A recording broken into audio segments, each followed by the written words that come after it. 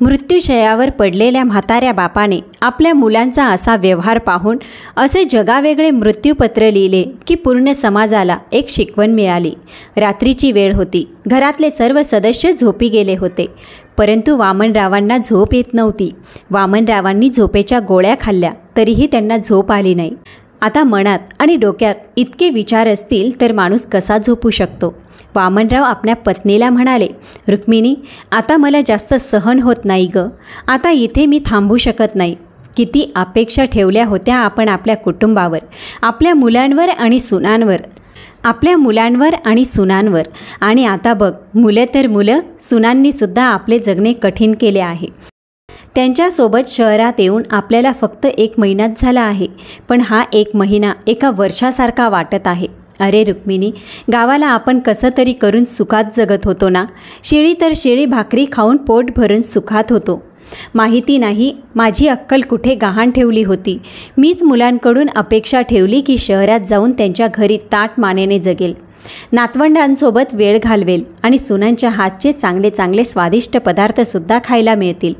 काय करू, मूर्ख आहे मी. या जिभेलाच खूप चटक लागली होती आणि त्यानेच मला दगा दिला. असे म्हणता म्हणता वामनराव आपल्या कपाळावर मारायला लागले आणि मग अश्रू पुसत म्हणाले, माहिती आहे रुक्मिणी, एक क्षण तर घर सोडताना माझ्या मनात विचारसुद्धा आला होता की दोन्हीही सुना बोलण्यात खूप ताठ आहेत. बोलताना छोट्या मोठ्यांचा आदर करत नाही. जर कधी मला त्या उलटसुलट बोलल्या तर कसे मला सहन होईल. बोलता बोलता दम्याचा आजार असणारे वामनराव खोकू लागले. थोडा वेळ खोकत राहिले आणि मग स्वतःला शांत करून परत बोलू लागले, बस रुक्मिणी, क्षणिक सुखाच्या लोभापायी माझ्या आत्मस्वाभिमानाने गुडघे टेकलेत. आता मुलांनी एकदाच घरी बोलावल्यावर लगेच मी आनंदात त्यांच्या घरी शहरात राहायला आलो. ह्या म्हातारपणात नरकापेक्षाही घाण जीवन जगायला. पण रुक्मिणी, आता खूप विचार करून मी एक निर्णय घेतला आहे. आता मी कोणाचेच ऐकणार नाही आणि तूसुद्धा मला इथे थांबवण्यासाठी काहीच बोलणार नाही. 75 वर्षाचे वामनराव आपल्या स्वर्गवासी पत्नीचा फोटो पाहून बडबड करत होते. कधीपासून ज्या दुःखाला आपल्या हृदयात लपून ठेवले होते आज अश्रूद्वारे डोळ्यातून वाहू लागले होते. म्हणायला तर त्यांचे परिपूर्ण कुटुंब होते, मुलं, सुना, नातवंड. परंतु सगळे लोक असूनही कोणीच असे नव्हते जे त्यांच्या मनाला समजून घेऊ शकेल, ज्याला ते आपल्या मनातलं सांगू शकेल. त्यामुळे ते आपल्या पत्नीच्या फोटोसमोर बोलून आपलं मन हलकं करत होते. त्यांना असे वाटत होते की जसे काय त्यांची पत्नी त्यांचे बोलणे ऐकत आहे. खरं तर 1 वर्षापूर्वी त्यांची पत्नी रुक्मिणीताईंचे निधन झाले होते. त्या अगोदर वामनराव आपल्या पत्नी रुक्मिणीसोबत गावाला राहत होते आणि शेती करत होते. परंतु गावाला आपल्या मुलांपासून वेगळे राहूनसुद्धा दोघेही वृद्ध पती पत्नी आपल्या जीवनात अतिशय आनंदी होते. ते दोघेही एकमेकांची खूप काळजी घ्यायचे आणि आपल्या जीवनात सुखी समाधानाने जीवन जगायचे. त्यांची 2 मुलं होती. दोन्हीही मुलं शहरात राहत होती. एक दिवस रुक्मिणीताईंना खूप ताप आला. रात्रीचे औषध गोळ्या घेऊन त्या झोपी गेल्या, परंतु सकाळी उठल्याच नाही. आपल्या पत्नीच्या मृत्यूने वामनरावांचे हृदय दुःखाने आणि वेदनेने भरले होते, जसं काय त्यांचा जीवच निघून गेला होता. मुलं आणि सुना आपली औपचारिकता निभावून आपापल्या घरी निघून गेले होते, परंतु गावाला एकटेच राहिले ते फक्त वामनराव. 1 ग्लास पाणीसुद्धा कधी उठून प्यायले नव्हते. 1 रुमालसुद्धा कधी त्यांनी धुतला नव्हता. आणि आज तेच वामनराव घरातले प्रत्येक काम स्वतः करायला लागले होते. आपले कपडे स्वतः धुवायचे, चुलीवर भाकरी करायचे. नेहमी चुलीच्या धुरामुळे त्यांना खोकला येत असायचा. कधीतरी जळालेली कच्ची भाकरी करून त्यावर मीठ आणि कांदा कापून टाकायचे आणि कसं तरी करून आपले पोट भरायचे. परंतु ते बेस्वादिष्ट जेवण खाताच त्यांना त्यांच्या पत्नीच्या हातच्या जेवणाची आठवण यायची. तेव्हा डोळे अश्रूंनी भरून यायचे.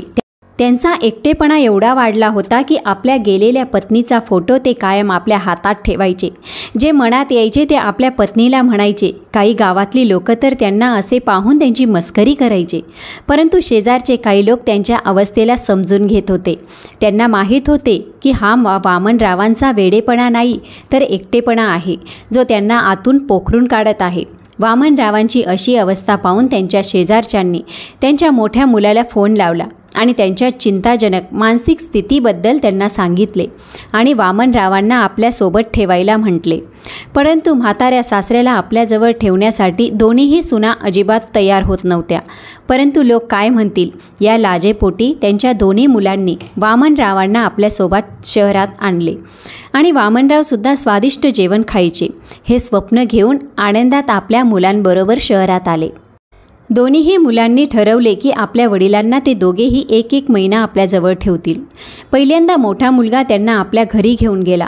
नातवंडांसोबत हसत बोलत वेळ खूप आरामात निघून जाईल असा विचार करून वामनरावांना आपल्या मोठ्या मुलाच्या घरी जाण्यासाठी खूप उत्सुकता होती. मोठ्या मुलाच्या घरी पोचले तर ते इकडे तिकडे पाहू लागले की आत्ता त्यांची नातवंडं त्यांना भेटायला येतील, खूप गप्पा मारतील. परंतु खूप वेळ झाला तरी कोणीच आलं नाही. वामनराव आपल्या मोठ्या मुलाला म्हणाले, बाळा, श्री आणि सिया कुठे दिसत नाही, कॉलेजला गेले आहेत का? तेव्हा मोठा मुलगा म्हणाला, नाही बाबा, खरं तर ते दोघेही या शहरात राहतच नाही. आम्ही आमच्या दोन्हीही मुलांचे मुंबईत मोठ्या युनिव्हर्सिटीमध्ये ॲडमिशन करून दिले आहे. आता ते दोघेही तिकडेच राहून त्यांचे शिक्षण पूर्ण करत आहेत. महिन्यातून एकदा येऊन जातात. आपल्या मोठ्या मुलाचे बोलणे ऐकून वामनराव चकित झाले. विचार करू लागले, आता जमाना किती बदलला आहे. परंतु कदाचित त्यांना अजून एक सरप्राईज मिळणार होते. काही तास तिथे घालवल्यानंतर वामनरावांना समजले की त्यांची विहीनबाई म्हणजे सुनेची आईसुद्धा त्यांच्या मुलाच्या घरी राहत आहे. आपल्या विहीनबाईला आपल्या मुलाच्या घरी पाहून त्यांना थोडं अस्वस्थ जाणवत होतं. कसे तरी करून आपल्या मनाला समजावून ते आपल्या मुलाच्या घरी राहू लागले.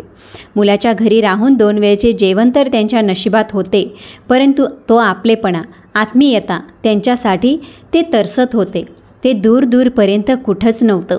त्यांचा मुलगा, सून आणि विहीनबाई तिघेही एकत्र बसून वेगवेगळे पदार्थ खायचे. परंतु वामनरावांना त्यांच्या खोलीत फक्त डाळ भात पोचलेला असायचा, कारण मुलाने त्यांना खोलीतून बाहेर निघण्यासाठी नकार दिला होता. मुलगा, सून आणि सुनेची आई यांचा हसण्याचा, खिदळण्याचा आवाज वामनरावांना त्यांच्या खोलीत यायचा. परंतु वामनरावांना या सगळ्या गोष्टीपासून लांबच ठेवले जात असे. आपल्याच मुलाच्या घरी असा त्यांच्यासोबत व्यवहार पाहून आपल्या मनात आपल्या पत्नीसोबत बडबड करायला लागायचे. रुक्मिणी, तू कधी उलटी गंगा वाहताना पाहिली आहेस का गं? इथे बघ, स्वतःचा बाप तर एक क्षणासाठी आपलेपणा आणि जेवण्यासाठी तरसत आहे आणि आपला नालायक मुलगा आपल्या सासूला बसवून स्वादिष्ट पदार्थ खायला घालत आहे, त्यांच्यासोबत गप्पा गोष्टी मारत आहे, मज्जा मस्ती करत आहे, आपलेपणा दाखवत आहे. आणि इथे मी काय मागितले तर सुनबाई कडक आवाजात म्हणते, बाबा, या वयात जेवढं कमी खाल तेवढं चांगलं राहील. पण सुनबाईची आईसुद्धा वृद्ध आहे ना, मग तिला हे सगळं काही खायला घालून ती आजारी पडत नाही का? वा रे ईश्वरा, तुझी लीला न्यारीच आहे. काही दिवस असेच निघून गेले होते. एक दिवस वामनराव आपल्या खोलीतून बाहेर आले. त्यांना बाहेर येताना पाहून सून आणि तिची आई तिरका नजरेने त्यांच्याकडे पाहायला लागली. कदाचित त्यांच्या प्रायव्हसीमध्ये अडचण आली होती. तेव्हाच त्यांचा मुलगा घरात आला. तेव्हा वामनराव म्हणाले, बाळा, माझ्या इथे मन लागत नाही, मला छोट्या मुलाच्या घरी सोडू नये. कमीत कमी तिथे छोट्या मुलांसोबत माझे मन तर लागेल. वामनरावांचे बोलणे ऐकताच त्यांची सूनबाई आणि तिच्या आईच्या चेहऱ्यावर भले मोठे हास्य पसरले. वडिलांच्या म्हणण्यानुसार मुलाने त्यांना छोट्या मुलाच्या घरी सोडले. थोड्याफार आशा अपेक्षा घेऊन वामनराव आपल्या छोट्या मुलाच्या घरी आले. परंतु छोटी सूनबाई तर मोठ्या सूनबाईपेक्षा 2 पावलं पुढची निघाली. सासऱ्याला आपल्या घरी पाहून तिने मोठ्या जाऊबाईला फोन केला आणि म्हणाली, का ताई, आपल्यात तर एक महिना ठरलं होतं ना, आता तर फक्त 20 दिवस मुश्किलीने गेले आहेत. असा कोणता डोंगर कोसळला की तुम्ही बाबांना 20 दिवसातच आमच्या घरी पाठवले? दुसऱ्या बाजूने काय उत्तर आले माहीत नाही. तेव्हा छोटी सुनबाई पुन्हा म्हणाली, गोष्ट ही आहे तर आम्हीसुद्धा बाबांना फक्त 20 दिवसच ठेवणार आणि 21व्या दिवशी तुमच्या घरी पाठवणार. असं बोलत छोट्या सुनबाईने रागात फोन ठेवून दिला. मोठ्या मुलाच्या सुनेच्या घरी कमीत कमी एक खोली तरी वामनरावांच्या नशिबात होती, जिथे बसून ते आरामात आपल्या फुटक्या नशिबावर अश्रू ढाळत बसायचे. परंतु छोट्या सुनबाईच्या घरी तर ती खोलीसुद्धा मिळाली नाही. सुनबाईने आणि मुलाने स्टोरूममध्ये वामनरावांना टाकले आणि मुलांना त्यांच्या मम्मीने बाबांजवळ जायचे नाही अशी सक्त ताकीद दिली.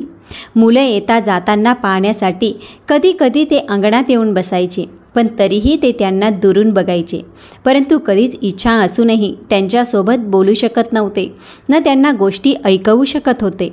मुलं तिथे खेळत असायची, पण त्यांची बाबांसोबत बोलण्याची हिंमत कधी झालीच नाही.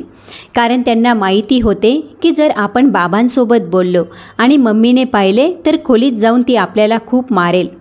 वामनराव दुरूनच मुलांना खेळताना पाहायचे आणि त्यांची मज्जा मस्ती पाहून खुश व्हायचे. एक दिवस वामनराव बाहेर येऊन कॉटवर बसले, तेव्हा त्यांना आवाज ऐकू आला. छोटी सुनबाई आपल्या पतीला म्हणत होती, ऐका ना, माझ्याजवळ ही 500ची फाटलेली जुनी नोट आहे. भाजीवाला दूधवाला कोणीच या नोटला घ्यायला तयार नाही. एक काम करा, तुम्हीच हिला चालवा. याच्या बदल्यात मला एक चांगली कोरी नोट द्या. आज मला माझ्या मैत्रिणींसोबत पार्टीला जायचे आहे. वामनरावांना सवय होती, कुठे काही चुकीचे होताना दिसले तर ते बोलायचे. मुलगा गेल्यानंतर ते सुनबाईला समजवताना म्हणाले, सुनबाई, मुलं खूपच मस्ती करतात. आपल्या मैत्रिणींसोबत इकडे तिकडे फिरण्याऐवजी थोडं मुलांवर लक्ष देत जा. या वयात मुलांना आईची सगळ्यात जास्त गरज असते. वामनरावांचे हे शब्द छोट्या सुनबाईला खूप टोचले. ती चिडून म्हणाली, अच्छा, तुम्हाला काय वाटते, मी पूर्ण दिवस उनाडक्या करत फिरते का? बाहेर जाऊ नको का? मग तुमचा खोकलण्याचा आवाज दिवसभर ऐकत बसू का? आणि तसेही आमची मुलं खूप समजदार आहेत. तुम्ही त्यांची काळजी करायची काही गरज नाही. छोट्या सुनबाईच्या तोंडून असे बोलणे ऐकल्यानंतर वामनरावांना असे वाटले की जशी काय ती सून नसून एक ज्वालामुखी आहे, जी धडाधड त्यांच्यावर आग ओकत होती. वयच महत्त्वाचं आहे, जे चांगल्या चांगल्यांना आपल्यासमोर गुडघे टेकायला मजबूर करते. कधी काळी असा काळ होता की जेव्हा माझ्यासमोर कोणाचीच आवाज चढवण्याची हिंमत होत नव्हती. आणि आज अशी वेळ आली आहे की कालच्या आलेल्या सुनांनी माझी इज्जत काढून आपल्या पायाखाली चिरडली आहे. आणि मुले तर इतकी नालायक आहेत, त्यांना आपल्या बायकांच्या चाकरीशिवाय कोणतेच काम नाही आहे. हा म्हातारा बाप त्यांच्या जीवनात जसा काय नाहीच. विचार करता करता रडून रडून वृद्ध झालेल्या डोळ्यांची अवस्था खूप वाईट झाली. अपमानाचे अश्रू पिऊन ते आपल्या अंथरुणावर शांत पडले. मग रडत रडत आपल्या पत्नीचा फोटो पाहून बोलू लागले, रुक्मिणी, मला का नाही नेले तुझ्यासोबत? मला या म्हातारपणात असे कष्ट सहन करण्यासाठी सोडून का गेलीस? ज्या मुलांना सदा सुखी रहा, आयुष्यमान भव असे आशीर्वाद देताना आपण दोघेही कधी थकत नव्हतो. आज त्याच मुलांसाठी तोंडातून शाप निघत आहे. नालायकसारखे शब्द तोंडातून येता येता राहून जातात. ज्या मुलांना इतक्या कष्टाने सांभाळले, समाजामध्ये उठायला बसायला शिकवले, आज तीच मुलं आपल्या जन्मदात्याची कदर करत नाहीत. तसे तर ह्या लोकांच्या व्यवहाराला पाहून माझे तोंड शांतच ठेवतो. पण कधीतरी चुकून कोणत्याही गोष्टीवरून सल्ला देऊन बसतो तर ते म्हणतात, बाबा तुम्ही तर गप्पच बसा, तुम्हाला काहीच समजत नाही. रुक्मिणी, तुला खरं सांगू का? मन तर करते एक जोरात कानाखाली मारू, पण काय करू? शांत बसण्यातच भलाई आहे. हाच विचार करून कसं तरी करून स्वतःला थांबवतो. अहो, तुम्ही तुमचे मन छोटे करू नका. ती तर मुलं आहेत, चुकी तर करणारच ना. पण तुम्ही तरी समजूतदारपणा दाखवा. हा विचार करा की कमीत कमी 2 वेळचे जेवण तरी तुम्हाला देतात. आता उगाच काहीतरी विचार करून टेन्शन घेऊ नका. वामनरावांना असे वाटले की जशी काय त्यांची पत्नी रुक्मिणी त्यांना समजावत आहे. नाही रुक्मिणी, मला पण तुझ्यासोबत घेऊन चल. बोलता बोलता वामनराव झोपेतच बडबड करू लागले आणि अचानक ते जागे झाले. घामाने ओलेचिंब झालेल्या वामनरावांनी आपल्या चारही बाजूला बघितले, परंतु रुक्मिणी कुठेच दिसली नाही. दुसऱ्या दिवशी ते सकाळी उठले तेव्हा त्यांनी ठरवले की आता आपल्या घरी गावाला जाणेच योग्य आहे. आपल्या जुन्या बॅगेत आपले कपडे ठेवले, तयार होऊन बाहेर आले. मुलगा आणि सून त्यांना हैराण होऊन पाहत होते, परंतु ते काय विचारतील या अगोदरच वामनराव स्वतः म्हणाले, बाळा, आता मला इथे राहण्याची इच्छा नाही. तू मला स्टेशनला सोडून येतोस का? पुढे मी स्वतः जाईन. हे बोलणे ऐकून छोट्या सुनबाईच्या चेहऱ्यावर चमक आली आणि आनंदाने म्हणाले, हां, मी तर पहिल्यापासूनच म्हणत होते की बाबांचे इथं मन लागणार नाही. त्यांना तर आपले गावच चांगले आहे. सुरुवातीपासून तिकडेच राहत आले आहेत ना. मग आपल्या पतीकडे बघून म्हणाली, अरे तुम्ही अजूनपर्यंत उभे आहात? ऐकलं नाही का बाबांनी काय सांगितलं? लवकर त्यांना स्टेशनवर सोडून या, मग तुम्हाला ऑफिसला सुद्धा जायचे आहे. असे बोलून छोटी सुनबाई आपल्या किचनमध्ये निघून गेली. इकडे आपल्या बायकोच्या आज्ञेचे पालन करून जेव्हा छोटा मुलगा त्यांना स्टेशनपर्यंत सोडायला गेला तेव्हा आपल्या खिशातून 500ची नोट काढत म्हणाला, बाबा, हे पैसे तुमच्याकडे ठेवा, रस्त्यात तुम्हाला उपयोगी पडतील. वामनरावांनी लक्ष देऊन पाहिले तर तीच फाटलेली जुनी नोट होती, जी ना दूधवाल्याने घेतली होती ना भाजीवाल्याने. वामनराव कधी आपल्या मुलाकडे बघायचे तर कधी मळालेल्या मधून फाटलेल्या नोटकडे. एक वेळ तर त्यांच्या मनात विचार आला की पुन्हा ती नोट आपल्या मुलाच्या हातात द्यावी आणि त्याला म्हणावे की या नोटेला तू तुझ्या जवळच ठेव, तुझ्या या उपकाराशिवाय तुझा बाप घरी जाऊ शकतो. परंतु वामनराव बोलायच्या अगोदरच त्यांचा मुलगा म्हणाला, ते काय आहे ना बाबा, शहरात महागाई जास्त आहे आणि पगार कमी, त्यामुळे यापेक्षा जास्त पैसे मी तुम्हाला देऊ शकणार नाही. आपल्या मुलाचे बोलणे ऐकून वामनराव आपल्या रागाच्या ज्वालामुखीला मनातल्या मनात दाबत म्हणाले, बाळा, जेव्हा तुमच्या दोघांचे ॲडमिशन चांगल्या इंग्लिश मीडियम स्कूलमध्ये केले होते त्यावेळी मी खूप मुश्किलीने 3,000 महिना कमवू शकत होतो. फक्त तुझ्या शिक्षणावरच 1,000 रुपये खर्च होत होते. त्यावेळीसुद्धा महागाई खूप होती. जेव्हा तुम्ही दोघं आपल्या मित्रांच्या चांगल्या खेळण्यांकडे आणि कपड्यांकडे पाहून माझ्याकडे डिमांड करत होते, तेव्हा तर मी तुमच्या सगळ्या इच्छा बरोबर पूर्ण करत होतो. तुम्ही एक वस्तू मागायची, मी 2 आणून देत होतो. असो, त्या वेळची गोष्ट आहे. एक खोल श्वास घेऊन वामनराव म्हणाले होते. परंतु त्यांचा मुलगा ट्रेनमधून खाली उतरला होता आणि ट्रेन हळूहळू पुढे जायला लागली होती. वामनराव जेव्हा आपल्या गावी पोचले तेव्हा त्यांना खूप आनंद झाला. आपल्या रुमालाने घाम पुसत ते आपल्या कॉटवर पडले. आह, किती शांतता आहे इथे. परंतु पुन्हा एकदा ती धूर निघत असलेली चूल आणि पुन्हा एकदा तोच एकटेपणा. परंतु तरीही ते ह्या गोष्टीमुळे संतुष्ट होते की कुणाचेच कडू बोलणे न ऐकता आरामात भाकरी खाता येईल. कधी मन करायचे तेव्हा भूक मिटवण्यासाठी भाकरी करायचे, नाहीतर उदास मनाने कॉटवर पडून राहायचे. हळूहळू त्यांचे शरीर आता साथ कमी देऊ लागले आणि त्यांची तब्येत बिघडू लागली. कधी कधी शेजारचे लोक त्यांना भेटायला येत होते, तेव्हा औषध पाणी वगैरे देऊन निघून जायचे. दम्याच्या आजारामुळे त्यांची अवस्था अजूनच बिघडली. तेव्हा अशक्तपणामुळे ते भाकरीही चुलीवर बनवू शकत नव्हते.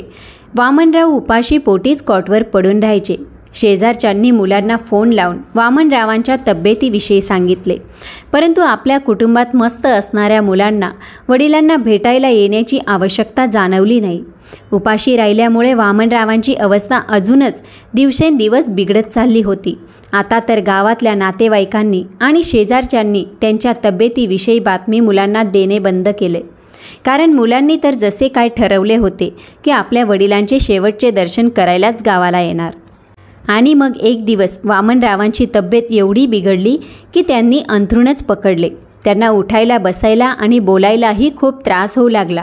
शेजारच्यांनी त्यांच्या मुलांना पुन्हा फोन केला आणि बातमी दिली. त्यांच्या वडिलांची हालत आता खूप गंभीर होती. जर ते आता लवकर आले तरच ते त्यांना शेवटचे भेटू शकतात. एवढं ऐकल्यानंतर दोन्हीही सुनांना आनंद झाला की चला आता कायमचा हा त्रास नाहीसा होईल. नाहीतर कधी खोकला तर कधी ताप, कधी इकडे दुखायचे तर कधी तिकडे दुखायचे. इथे आपण आपल्या जीवनात पहिल्यापासूनच खूप व्यस्त आहोत. मग कोण सेवा करणार त्या कॉटवर पडलेल्या म्हाताऱ्या बापाची. दोन्हीही सुना आपापल्या पतीसोबत गावाला पोचल्या आणि घरात प्रवेश करतात दोघींच्याही चेहऱ्यावर एकाएक संताप आणि चिंता दिसू लागली. त्या दोघीही जोरजोरात रडून आपल्या पदराने असे डोळे पुसत होत्या की जसे काय आपले सासरे गेल्यानंतर त्यांच्या जीवनात भूकंप आला आहे. परंतु गावातल्या आणि आजूबाजूच्या लोकांना सगळं माहीत होतं की ज्या म्हाताऱ्या सासऱ्याला देवता मानण्याचा देखावा करत या दोघीही मोठमोठ्याने रडून सगळे घर डोक्यावर घेत आहेत, त्या सासऱ्याला या दोघींनी 2 वेळची इज्जतची भाकरीसुद्धा कधी दिली नाही. 2 तास रडण्याचा देखावा केल्यानंतर जेव्हा भूक लागली तेव्हा आपल्यासोबत आणलेल्या वेगवेगळ्या खाण्याच्या वस्तू, चिप्स, आईस्क्रीम आणि सँडविच खाण्यासाठी एका खोलीत निघून गेल्या. लपून छपून आपले पोट भरत असायच्या आणि पुन्हा बाहेर यायच्या. तोच खोटा देखावा करायच्या. वामनराव त्या कॉटवर शांत पडले होते. खरं तर ते उठू किंवा बोलू शकत नव्हते, परंतु सगळं काही पाहू शकत होते आणि समजू शकत होते. वृद्धावस्थेच्या त्रासाला ते आज खूप आतून जाणवू शकत होते की कशा प्रकारे वयाच्या शेवटच्या टप्प्यावर येऊन माणसाची स्थिती रस्त्याच्या कडेला पडलेल्या दगडासारखी अस्तित्वहीन होऊन जाते. अचानक रक्ताची नातीसुद्धा परकी होऊ लागतात. आजारी पडलेल्या वामनरावांना पाहण्यासाठी शेजारचे आणि नातेवाईक सकाळपासूनच ये जा करत होते. जसं कोणी घरामध्ये यायचे तेव्हा लगेच मुलांचे आणि सुनांचे चेहरे लटकायचे. मोठा मुलगा म्हणू लागायचा, काय सांगायचं, त्यांची जाण्याची वेळ झाली आहे. जास्त टेन्शन घेऊन काही फायदा नाही आहे. नाहीतर आम्हाला तरी कुठे नोकरीतून एवढा वेळ मिळतो. दादा, मी तर म्हणतो की वेळेवर बाबांना जमिनीवर सुद्धा झोपू. कोणाला माहिती कधी बोलावणं येईल. छोट्या मुलाने असं म्हटल्यावर दोन्हीही सुना जोरजोरात अशा रडू लागल्या की त्यांचे सासरे खरंच देवाघरी निघून गेले. खूप शांतपणे वामनराव आपल्या सुनांचे हे नाटक पाहत होते. म्हाताऱ्या बापाला जमिनीवर झोपवले गेले तेव्हा पाहता पाहता पूर्ण गाव गोळा झाले.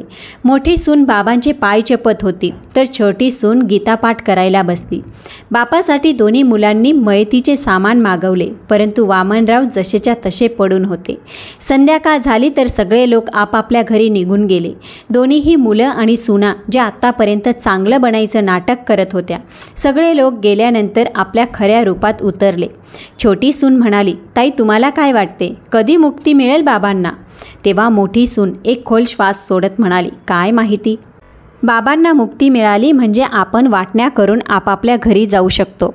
तेव्हा छोटी सून म्हणाली, पण ताई मी तुम्हाला आत्ताच सांगते की जो आईचा मोठा हार आहे तो तर मी ठेवणार. मला तर तो पहिल्यापासून खूप आवडतोय.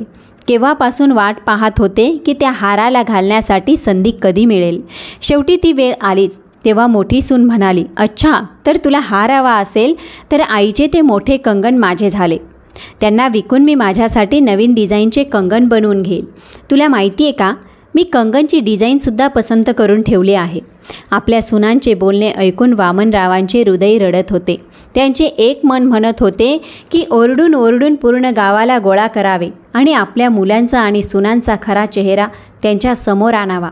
परंतु शरीरात प्राणच कुठे शिल्लक होते की काहीतरी बोलू शकतील.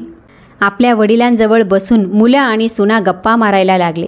मोठा मुलगा म्हणाला, अरे खूप दिवसांपासून आपल्या घरात मोठा कार्यक्रम झाला नाही, पण बाबांच्या मृत्यूनंतर आपण गाववाल्यांना दाखवू की आपण सुद्धा कोणापेक्षाही कमी नाही. बाबांचा 13वा खूप धूमधडाक्यात साजरा करू. त्यांच्या 13व्याला वेगवेगळे खाण्याचे पदार्थ ठेवू. इतके पदार्थ ठेवू की लोक खाऊन खाऊन थकून जातील. पुरी भाजी, छोले भटोरे, पनीरची भाजी, सोबतच गोडमध्ये मूग डाळीचा हलवा, गुलाबजामुन आणि रसमलाईसुद्धा ठेवू. रसमलाई तर बाबांना खूप आवडत होती. एवढ्या पदार्थांची नावे ऐकूनच वामनरावांच्या तोंडाला पाणी सुटले. मनात एक विचार आला की ह्या लोकांनी माझा 13वा मी जिवंत असतानाच का नाही केलं. मी सुद्धा पोट भरून खाल्ले असते तर जिवंत असतानाच माझ्या आत्म्याला शांती मिळाली असती. या पदार्थाच्या चवीसाठी माहिती नाही किती दिवसांपासून वामनराव तरफडत होते. रसमलाईच्या चवीला आठवताच एकाएक त्यांच्या तोंडातून लाळ बाहेर निघाली. ते बघताच छोटी सून आनंदाने म्हणाली, अरे हे बघा, आता तर बाबांच्या तोंडातून लाळही बाहेर यायला लागली.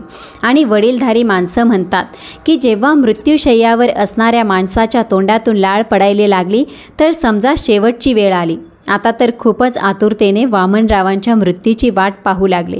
परंतु 3 दिवस निघून गेले. आता दोन्हीही मुलं अंदाज लावू लागले की शेवटी बाबांचा आत्मा कशात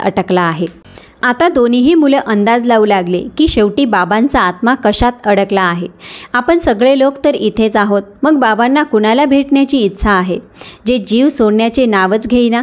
तेव्हा गावातले सगळ्यात मोठे थोर माणूस, ज्यांना सगळे गाव मानत होते, वामनरावांना भेटण्यासाठी ते त्यांच्या घरी आले. तेव्हा मुलं त्यांना म्हणाली, काका समजतच नाही की बाबांचा जीव कशात अडकला आहे. तेव्हा ते वडीलधारे माणूस म्हणाले, बाळा, कधी कधी इच्छा अपूर्ण राहिल्यामुळे जीव जात नाही. तू एक काम कर, आपल्या वडिलांच्या आवडीचे पदार्थ बनव आणि त्यांना खायला दे. होऊ शकते की ते खाण्याची इच्छा त्यांच्या मनात राहिली असेल. दोन्हीही सुना पटकन उठल्या आणि किचनमध्ये जाऊन चुलीवर गावरान तुपाचा शिरा बनवला. जशा त्या गावरान तुपातला शिरा घेऊन बाहेर आल्या तेव्हा शिऱ्याचा वास घेऊनच त्यांच्या मनाला शांती मिळाली. मोठ्या मुलाने एका चमच्याने थोडासा शिरा त्यांच्या तोंडात दिला. तेव्हा वामनराव खूप आनंदाने तो शिरा खाऊ लागले. दोन्हीही मुलं आणि सुना त्यांना आवडीने शिरा खाताना बघून हैराणच झाले. बघता बघता संपूर्ण शिरा संपला. परंतु सासऱ्याच्या मृत्यूची वाट बघणाऱ्या सुनांची सहनशक्ती आता संपू लागली होती. छोटी सून म्हणाली, मी तर माझे सामान पॅक करत आहे. आता आपण लोक जास्त दिवस इथे नाही थांबू शकत. आपण एवढे रिकामटेकडे थोडेच आहोत की कोणाच्या मृत्यूची वाट बघत आपला वेळ वाया घालवू. तेव्हा मोठी सून रागाने लाल बुंद झाली आणि म्हणाली, हो रिकामटेकडे तर आम्ही आहोत ना, आम्हाला काम थोडीच आहे. बाबांचा ठेका फक्त आम्हीच उचलला आहे का? पूर्ण 20 दिवस सेवा केली होती आम्ही बाबांची. तू तर एक आठवडासुद्धा सांभाळू शकली नाहीस. दोन्हीही जाऊबाई मध्येच जबरदस्त भांडण सुरू झाले. सुनांसोबत मुलेसुद्धा भांडणात उतरली. मग तर असे तांडव चालू झाले की पूर्ण गावाने त्यांचा तमाशा बघितला. काही गावातले थोर वडीलधाऱ्या माणसांनी त्यांना समजावले की थोडी तरी लाज बाळगा. तुमचा म्हातारा बाप मृत्यूशय्येवर पडला आहे आणि तुम्ही लोक त्यांच्यासमोरच भांडण करत आहात. या अशा वेळी तुम्हाला अशा गोष्टी बोलणे शोभा देते का? परंतु त्यांना कशाचीच पर्वा नव्हती. कसलीही लाज न बाळगता त्यांनी भांडण चालूच ठेवली. आणि इकडे थोडंसं जेवण पोटात गेलं तर वामनरावांच्या शरीरात जीव परत यायला लागला. त्यांचे शरीर थोडेसे हलू लागले आणि बोलायलासुद्धा ताकद येऊ लागली. ते बघून तर मुलं आणि सुनांची शुद्धच उडाली. टेन्शनमध्ये येऊन ते विचार करू लागले की आता काय करायचे. असो, जशी तशी करून रात्र निघून गेली आणि सकाळ झाली. तेव्हा मोठ्या मुलाने बाबांना दुधाबरोबर 2 ब्रेड खायला घातले. चहा नाश्ता करून ते सगळे आपापल्या घरी जाण्यासाठी तयार झाले. मग गावातल्या एका वडीलधाऱ्या माणसाने समजावले, तुमच्या आईवडिलांमुळेच तुम्ही आज एका उंच स्थानावर पोचले आहात. आता तुमचे वडीलसुद्धा तुमची जबाबदारी आहे.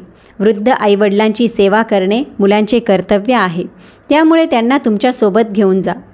त्या वडीलधाऱ्या माणसाचे बोलणे ऐकून छोटी सून आपल्या पतीला घेऊन एका कोपऱ्यात गेली आणि तोंड वाकडं करत म्हणाली, माझं हे बोलणं कान उघडून ऐका. तुम्ही तुमच्या बापाला सोबत ठेवण्यासाठी अजिबात तयार होऊ नका. ते तर आता अंथरुणावर पडले आहेत आणि मी त्यांची घाण काढू शकणार नाही. आणि मागच्या वेळेसारखं त्यांना घेऊन जाण्याची चूक केली तर माझ्यासारखं वाईट कोणीच नसेल. मोठ्या सुनेने सुद्धा आपल्या पतीच्या कानात हळूच सांगितले की कोणतेही कारण नसताना संकट अंगावर ओढून घेण्याची काहीच गरज नाही.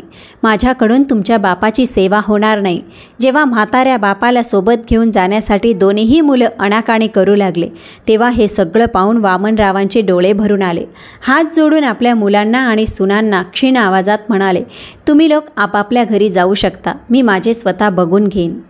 वडिलांनी एवढं म्हटल्यानंतर लगेचच सगळ्यांनी आपापले सामान उचलले आणि चुपचाप निघून गेले. शेवटी 5 दिवसापासून चालत असलेल्या मुलं आणि सुनांच्या नाटकांचा अंत झाला. 1-2 दिवसानंतर वामनरावांची हालत पहिल्यापेक्षा चांगली सुधारली. परंतु आता ते गंभीर विचारात बुडाले होते. पुन्हा पुन्हा आपल्या पत्नीच्या फोटोला विचारत असायचे, ही आपली मुलं आहेत? जर मुलं अशी असतात तर आपण निपुत्रिक असतो तर चांगलं झालं असतं. हीच मुलं होती ज्यांच्या इच्छा पूर्ण करण्यासाठी मी कधीच मागे हटलो नाही. मुलांना सांभाळण्यासाठी आपण कुठे कमी पडलो ग? मुलांसाठी वर्षानुवर्ष स्वतः सगळीकडे झुकलो, पण आपली कठीण परिस्थिती मुलांना एका क्षणासाठी सुद्धा जाणवू दिली नाही.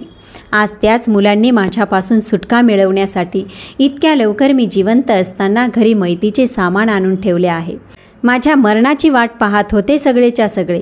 आणि जेव्हा त्यांच्या आशेवर पाणी फिरले तेव्हा मला अनाथ करून जाण्यासाठी एक क्षणसुद्धा उशीर केला नाही. आपल्याच मुलांनी वृद्धावस्थेच्या प्रत्येक टप्प्यावर माझ्या स्वाभिमानाला इतकी ठेच पोहोचवली आहे की मी जिवंत असताना स्वतःला मेलेलं समजत आहे. असा विचार करता करता त्यांनी एक निर्णय घेतला. त्यांनी गावच्या सरपंचांना बोलावले आणि आपला निर्णय सांगताना त्यांना पुढच्या गोष्टीबद्दल सांगितले. वामनरावांचे बोलणे ऐकून सरपंच खूप चकित झाले. ते म्हणाले, परंतु वामनराव, असा निर्णय घेण्याअगोदर पुन्हा एकदा विचार करा. तेव्हा वामनराव म्हणाले, खूप विचार करून आणि मनावर दगड ठेवून हा निर्णय घेतला आहे. मी आपल्याच मुलांच्या उपेक्षांमुळे मला पूर्णपणे असे संपवले आहे की माझ्याजवळ याशिवाय कोणताच रस्ता नाही. ठीक आहे, जशी तुमची मर्जी. सरपंच नाराज होत म्हणाले. वामनरावांनी पुढच्या 2 दिवसात आपल्या निर्णयाला व्यावहारिक रूपात बदलले आणि त्यानंतर अश्रूंनी भरलेले डोळे घेऊन एका वृद्धाश्रममध्ये राहण्यासाठी निघून गेले. पूर्ण 6 महिने निघून गेले आणि एक दिवस गावच्या सरपंचांनी दोन्ही मुलांना फोन केला आणि सांगितले त्यांच्या वडिलांना देवाज्ञा झाली आहे. वडिलांचे घर, जमीन आणि संपत्तीच्या वाटणीमध्ये दोन्ही मुलांच्या हिश्श्यात काय काय येईल याचा निर्णय दोन्ही मुलांनी पहिलाच आपापसात घेतला होता. वाटणीच्या पूर्ण तयारीत दोन्हीही मुलं आणि सुना गावाला पोहोचल्या. खोटे अश्रू ढाळत मुलांनी वडिलांच्या शरीराला अग्निडाग दिला आणि जेव्हा घरी पोहोचले तेव्हा शेजारचे आणि नातेवाईक जाण्याची वाट न पाहतात दोन्ही मुलांनी आणि सुनांनी सगळ्यांपासून नजर चोरून वडिलांच्या खोलीचा दरवाजा उघडला असे करताना त्या चोरांच्या चेहऱ्यावर राक्षसी हास्य पसरले होते। दोन्ही मुलांना नोटांचे बंडल आपल्या डोळ्यांसमोर नाचताना दिसत होते, तर इकडे दोन्ही सुना आपल्या डोळ्यांसमोर आपल्या सासूबाईंचे सोन्याचे दागिने पाहण्यासाठी आतुर झाल्या होत्या।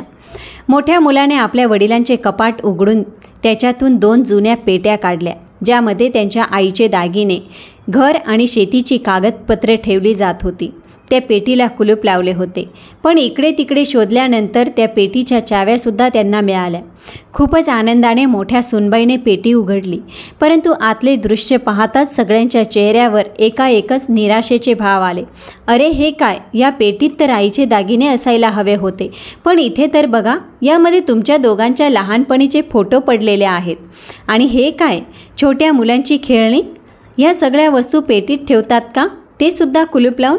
तोंड वाकडं करत मोठ्या सुनेने खेळणं खाली फेकले। तेव्हाच मोठ्या मुलाने ते खेळणं उचललं आणि छोट्याला म्हणाला, छोट्या, तुला लक्षात आहे, आपण दोघे लहानपणी याच खेळण्याने खेळत होतो। किती गोड आठवणी ह्या खेळण्यासोबत जोडल्या आहेत, त्यामुळेच आईने यांना सांभाळून ठेवले असेल। आणि मग दोन्हीही सुना एक नंतर एक सामान काढून खाली फेकायला लागल्या। खूप साऱ्या वस्तू निघाल्या, पण ज्या वस्तूला त्या इतक्या उत्सुकतेने शोधत होते ते कुठेच मिळाली नाही। आणि मग त्यांनी मोठी अपेक्षा घेऊन दुसऱ्या पेटीचे कुलूप उघडले। त्या पेटीत सगळ्यात वर एक पिशवी ठेवली होती, ज्यामध्ये थोडेफार पैसे होते। त्या चौघांच्याही लालची नजरा त्या पिशवीवर गेल्या। पैसे काढून मोजले तर त्यात 50,000 रुपये होते आणि त्यासोबतच एक लिफाफाही ठेवला होता, ज्यामध्ये 500ची जुनी फाटलेली नोट होती। छोट्या मुलाने सगळं सामान बाहेर काढलं, परंतु त्यामध्ये लहानपणीचे सगळे छोटे छोटे कपडे होते, त्याशिवाय अजून काहीच नव्हतं। अरे, या लिफाफामध्ये कागद आपण वाचलाच नाही। नक्कीच यामध्ये बाबांच्या बँक अकाउंट किंवा त्यांच्या संपत्तीबाबत काहीतरी लिहिले असेल, असे म्हणताना मोठ्या सुनेच्या डोळ्यात एक चमक आली आणि मग मोठ्या मुलाने ते पत्र वाचण्यास सुरुवात केली। पत्रात लिहिले होते की, बाबांनो, इतक्या उत्सुकतेने कोणत्या वस्तू शोधत आहात? तुमच्या आईचे दागिने आणि माझी संपत्ती? अरे बाळांनो, आमच्या दोघांची अनमोल संपत्ती फक्त तुमच्या लहानपणीच्या आठवणीच होत्या, ज्याला आम्ही खूप सांभाळून ठेवले होते। पण तुम्ही दोघेही आपापल्या जीवनात इतके मस्त होते की आपल्या आईवडिलांना विसरलात। माहीत आहे मुलांनो, कोणत्याही व्यक्तीला त्यांच्या जीवनात सगळ्यात मोठे दुःख कोणते असते? आपली माणसं असताना ती माणसं त्यांच्यापासून दूर होणं, इतके दूर की त्याचा विचारसुद्धा आपल्या डोक्यातून ते काढून टाकतात। आणि बाळांनो, खरं सांगू तर त्यावेळी जगातली कोणतीच संपत्ती किंवा पैसे कामी येत नाही, सगळं व्यर्थ वाटू लागतो। तुमचा हा म्हातारा बाप आपल्या अंतिम समयी प्रत्येक क्षणाला आपल्या मुलांची साथ मिळवण्यासाठी तडफडत राहिला, रडत राहिला, पण तुम्ही इतके कठोर मनाचे झाला होता की माझे अश्रूसुद्धा तुम्हाला दिसले नाही। 2 मुलं असतानाही तो आपल्या अंतिम समयी वृद्धाश्रमात जाण्यासाठी मजबूर झाला। आता यापेक्षा जास्त निर्लज्जेची बाब तुमच्यासाठी काय असू शकते? बाळांनो, आता ती गोष्ट सांगतो, जी गोष्ट जाणून घेण्यासाठी तुम्ही खूप उत्सुक आहात। माझ्या शेताची जमीन, हे घर आणि बाकीची संपत्ती होती, मी त्या वृद्धाश्रममध्ये दान केली आहे, जिथे मला माझ्या अंतिम समयी आधार मिळाला। जे 50,000 रुपये तुम्हाला माझ्या पेटीतून मिळाले आहेत, तो माझा अंतिम संस्काराचा खर्च आहे।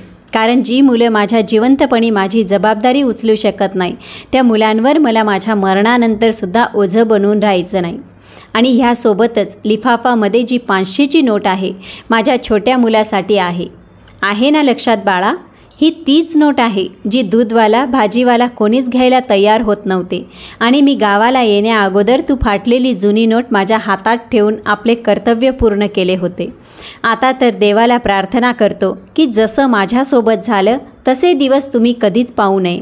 पण बाळांनो, प्रकृतीचा एक नियम आहे, जे काही आपण दुसऱ्यांना देतो ते पुन्हा आपल्याजवळ कधी ना कधी नक्कीच येते। पत्र वाचता वाचता मोठ्या मुलाचा आवाज थरथरू लागला आणि छोटा मुलगा पत्रात लिहिलेल्या गोष्टी ऐकून जोरजोरात रडू लागला। आणि दोन्हीही सुना आपापलं डोकं पकडून जमिनीवर शांत बसल्या। आज खरोखर त्यांच्या जीवनात भूकंप आला होता, एक खूप मोठा भूकंप। तर मित्रांनो, ही गोष्ट कशी वाटली कॉमेंटमध्ये नक्की लिहा। जर का आजची कथा आवडली असेल तर व्हिडिओला लाईक करा आणि कॉमेंटमध्ये ओम नमः शिवाय लिहायला अजिबात विसरू नका। चला तर भेटूया पुढच्या व्हिडिओत।